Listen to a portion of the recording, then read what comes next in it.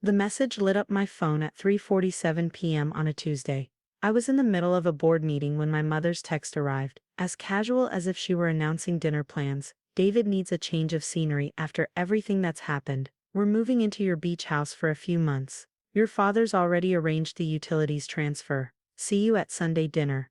I stared at my phone, my grip tightening as several more messages popped up. BTW, David's bringing his dog. The movers will be there Thursday. Please make sure the pool is cleaned. Typical, no asking, just telling. Because that's how the Mitchell family had always operated, taking what they wanted, especially from their lucky eldest son who'd had everything handed to him. If only they knew.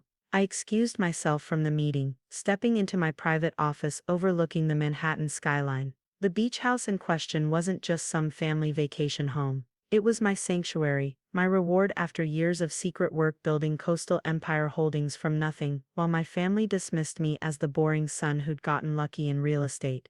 They had no idea that their simple real estate investor son now controlled one of the largest private holding companies on the East Coast. They still thought I just got lucky with a few property deals.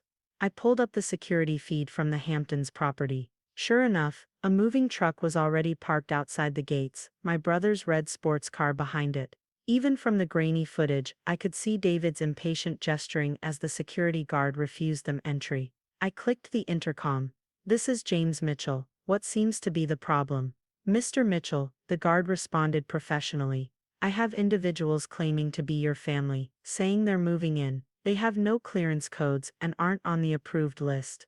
Perfect, I replied. Please inform them that unauthorized entry attempts will be reported to local authorities. I switched to the camera focused on David's face just in time to see his entitled expression crumble into confusion.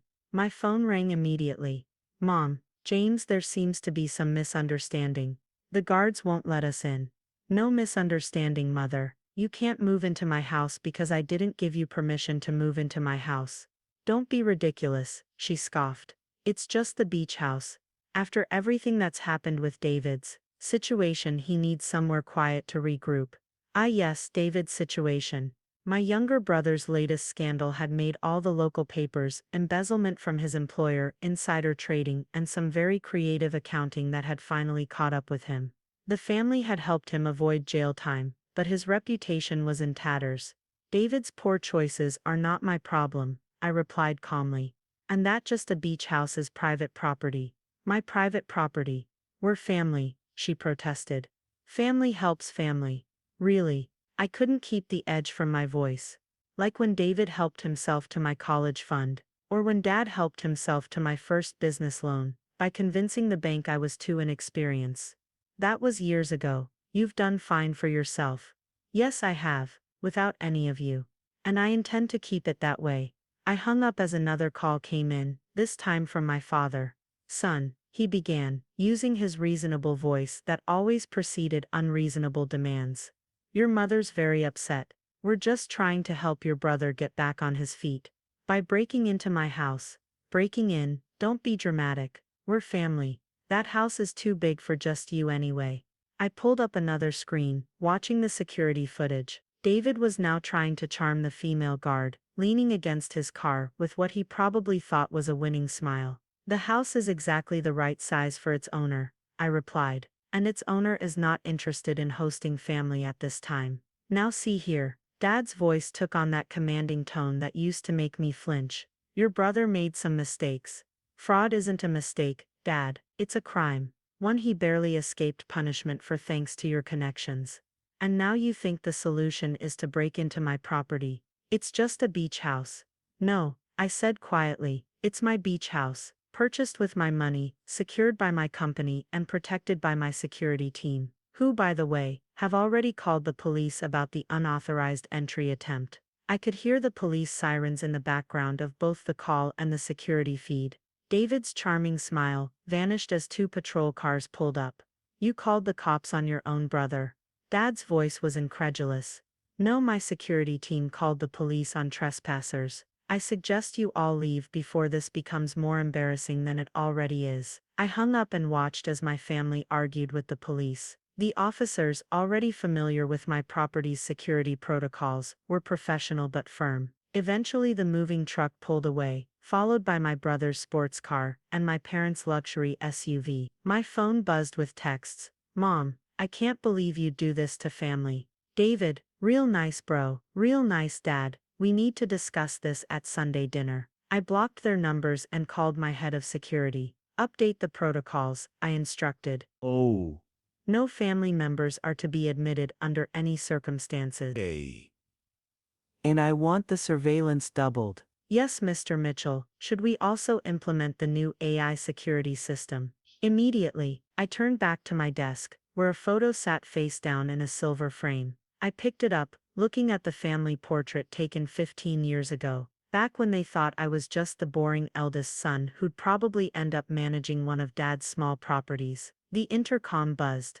Mr. Mitchell, the board is waiting to resume the meeting. On my way, I straightened my tie and headed back to the conference room, where my real legacy was being built. The Mitchell family thought they knew me, the quiet son, the easy target, the one they could always count on to give in. They had no idea who I'd become while they were underestimating me. As I resumed my seat at the head of the table, my phone buzzed with a security alert. David was posting angry messages on social media about his heartless brother who wouldn't help family in need. I smiled slightly. Let him rant. My lawyers would handle any public relations issues, just as they'd handled the quiet acquisition of every property my family thought they still controlled. Now, I addressed the board about the coastal empire expansion. The meeting continued as my family drove away from my beach house, probably already planning their next attempt to take advantage of their lucky son. But luck had nothing to do with my success. Oh.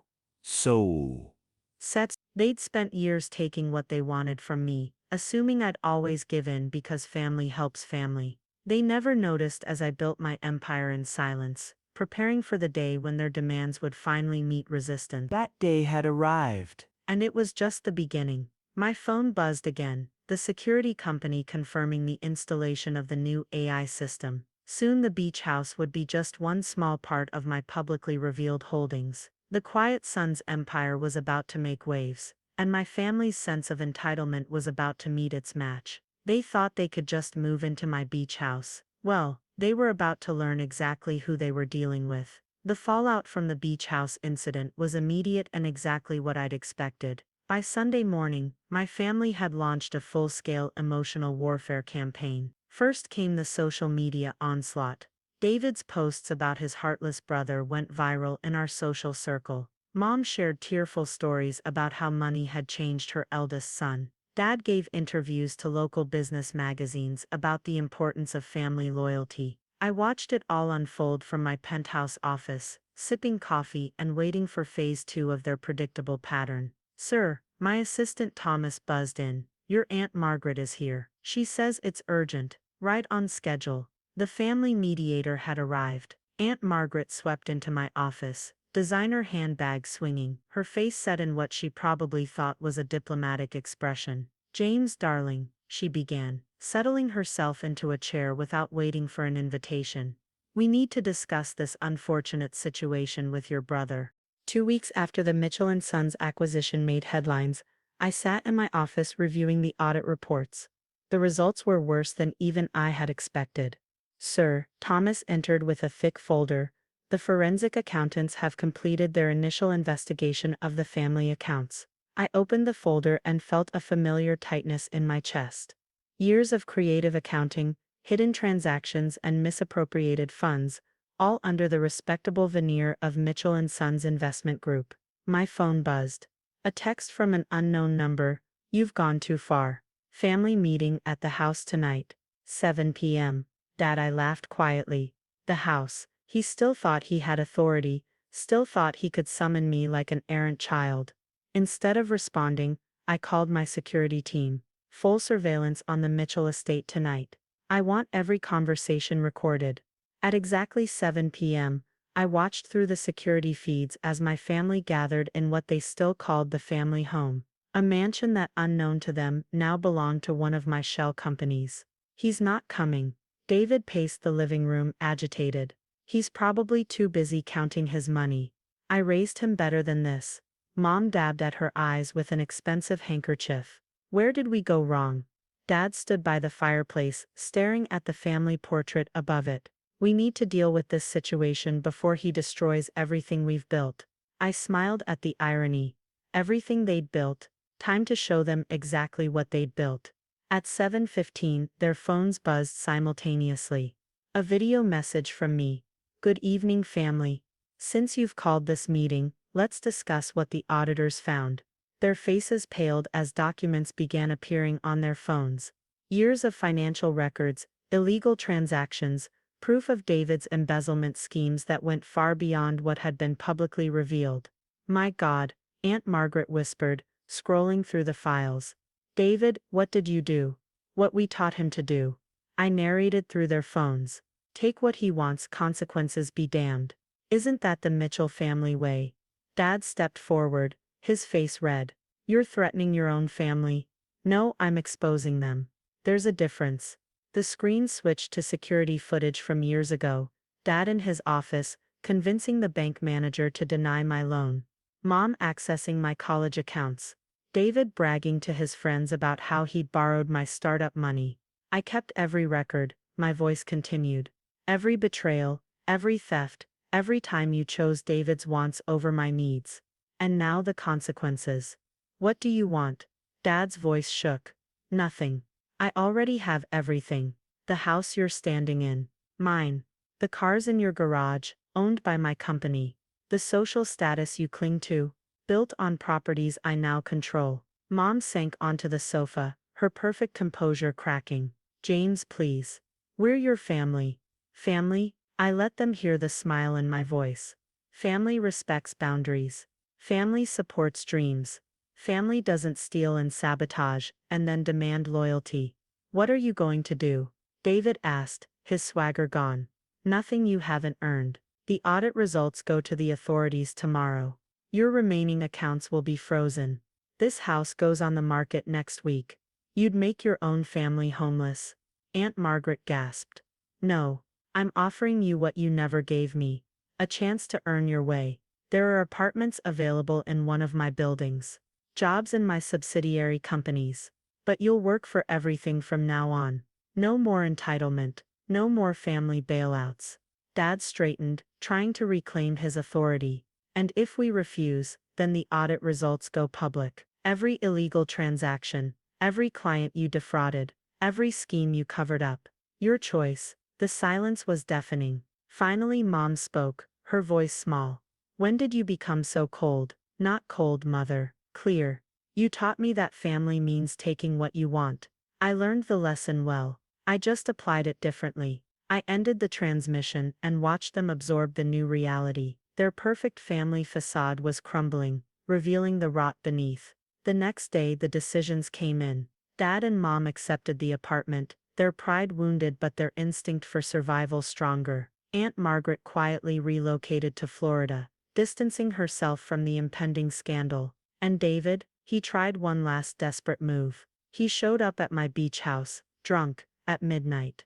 The AI security system alerted me immediately. I watched through the cameras as he stumbled up to the gate, waving a folder. You want consequences, brother? He slurred. How about these? I zoomed in on the folder. Old photos, documents from our childhood. He thought he had leverage. Sir, my security chief, asked through the intercom. Should we remove him? No. I replied. Let him talk. David waved the photos at the cameras. Remember Tommy Anderson's accident in high school, the one that ruined his football career? I have proof it wasn't an accident. I pressed the gate intercom. You mean the proof that's already in the police chief's inbox, along with my statement about why I never came forward before? He stumbled back, shock replacing triumph. You turned yourself in. Last week, paid the consequences, set up a trust for Tommy's family. Because that's what responsible adults do, David. They face their mistakes. Why? He whispered. Because I'm not like you. I don't hide from consequences, or expect family to bail me out. I face them, learn from them, grow from them. The gate opened just enough for a security officer to hand David a folder. Your new apartment lease, I explained. And a job offer at one of my smaller companies. Entry level, take it or leave it. He stared at the folder, then at the camera. For the first time, I saw my brother without the arrogance, without the entitlement. "Why give me anything?" he asked. "Because unlike you, I learned from the past. And I want to see if you can too." As security escorted him out, I looked at my own copy of the old photos. The smiling family that had taught me all the wrong lessons about love, loyalty, and consequences. They'd thought the beach house was just another thing they could take. Instead, it had become the catalyst for their long overdue reckoning. Sometimes, the hardest consequences to face are the ones we've earned through years of small betrayals. But face them we must, if we ever hope to build something real. 1 year after the Mitchell family reckoning, I stood in my beach house watching the sunrise. The property had become a symbol of more than just my success. It represented the moment I'd finally drawn a line between enabling and empowering. My phone buzzed with the monthly reports I'd been waiting for. Dad had completed his first year as a middle manager in one of my smaller companies. No special treatment, no executive privileges, just honest work and earned respect. His performance reviews showed steady improvement, though his pride still struggled with taking orders from people half his age. Mom had downsized dramatically, selling most of her designer clothes and jewelry. She'd started volunteering at a local youth center, teaching business skills to underprivileged teens. The irony wasn't lost on me. Aunt Margaret had found her niche in Florida, running a small real estate office, legitimately this time, with proper licenses and transparent accounting. And David, his transformation had been the most surprising. "Sir," Thomas's voice came through the intercom. "Your brother is here for his quarterly review." I checked the security feed. David stood at the gate, not trying to charm the guards or force his way in. He wore a simple business suit, drove a modest car, and carried himself differently, less entitled swagger, more earned confidence. "Let him in," I instructed.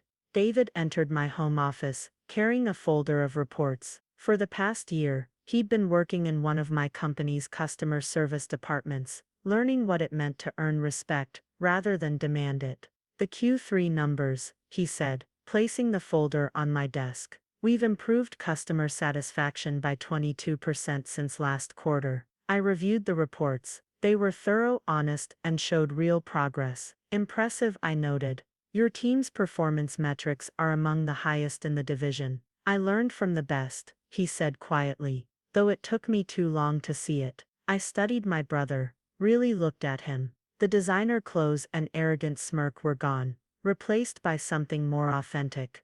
"You know," he continued, "I used to think you were the lucky one. Now I realize you were just the smart one. You understood what the rest of us didn't. And what's that? That real success isn't about what you can take, it's about what you can build." I nodded, thinking of our parents' latest progress reports. "Some lessons take longer to learn than others." "Mom asked about Sunday dinner," he ventured. "At their apartment, not the old house. Just family, but different this time." I considered the invitation. The last year had brought changes none of us had expected. Our parents, stripped of their artificial status, had begun to discover their real worth. David, faced with actual consequences, had found genuine capability. "Different how?" I asked.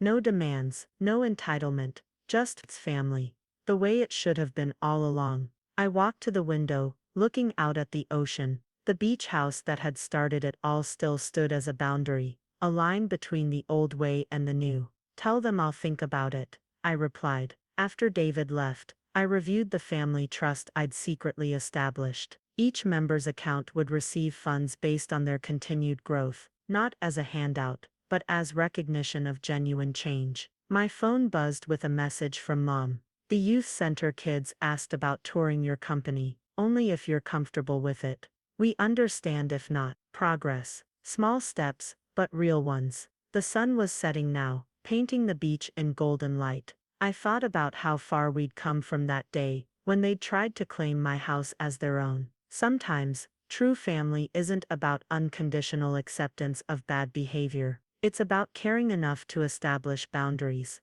to demand growth, to believe in better. I picked up my phone and typed a reply to Mom. "Have the youth center coordinate with Thomas. We'll set up a proper tour, and save me a seat at Sunday dinner." The Mitchell family would never be what it once was, but maybe, just maybe, it could become something better, something built on respect, responsibility, and real love, not obligation and entitlement. After all, the strongest foundations are built not on what we take from each other, but on what we help each other become. End of story.